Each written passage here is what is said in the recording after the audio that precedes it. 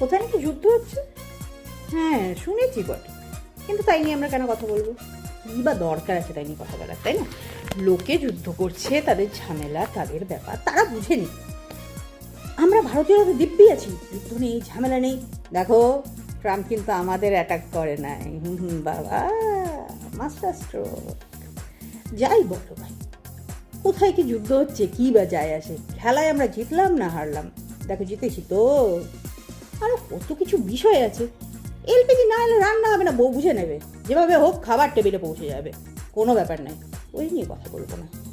গাড়িটা না চললে তেল কেন আসবে না? আরবে তেল নেই? ইরানকেই লাগবে, কোনো দরকার নেই, যুদ্ধ নিয়ে কথা বলবো না।